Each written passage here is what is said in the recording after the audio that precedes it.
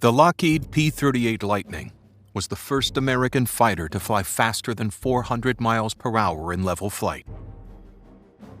Test flights of the YP-38, the prototype vehicle for the production P-38, revealed problems initially thought to be tail flutter.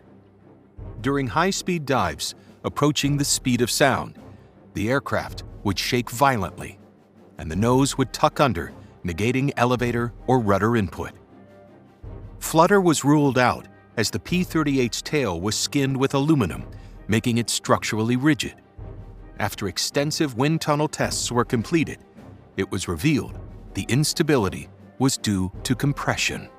At transonic speeds, air compresses, forming shock waves that behave very differently than air moving at slower speeds. The P-38's center of pressure, where the forces of lift and drag are exerted, actually moved back toward the tail when flying transonic. The solution was to install dive flaps that actually changed the geometry of the wing, keeping it effective in a transonic dive. There was a gentleman here at the labs named Ezra Kocher who had this great idea that we needed a research airplane to test the transonic regime as well as going supersonic. On the other end of the spectrum, the NACA, or the National Advisory Committee for Aeronautics, which was charged with exploring kind of the basic science behind flight, had a similar idea, so the two organizations got together and decided we're going to create a research airplane. They called it the X-1, and that was really the beginning of the research airplane program. So we were looking at contractors who could build an experimental plane, but all of the traditional ones were busy cranking out airplanes by the thousands for World War II.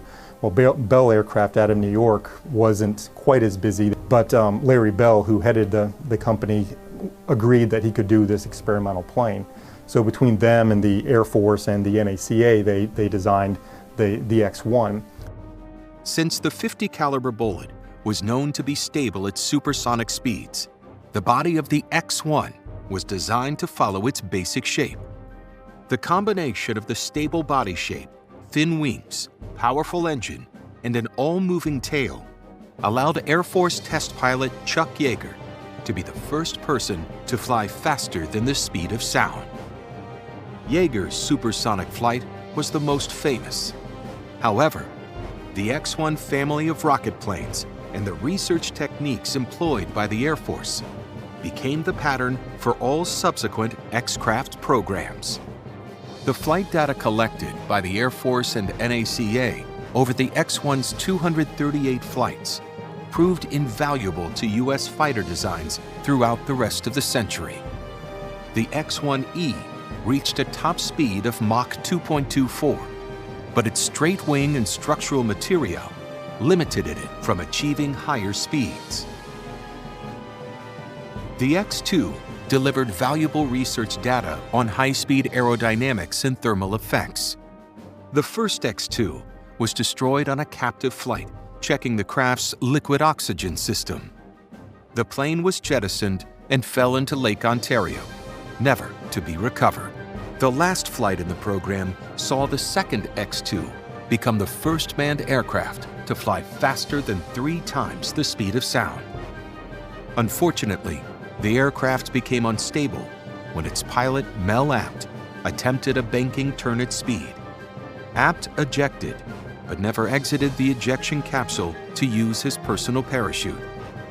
He fell for several minutes and was killed. The X-2 program was stopped at just 20 flights. NACA never had the chance to even commence detailed flight research with the aircraft. The search for answers to high Mach flight questions had to be postponed for 2 years, until the arrival of the most advanced of all X-planes.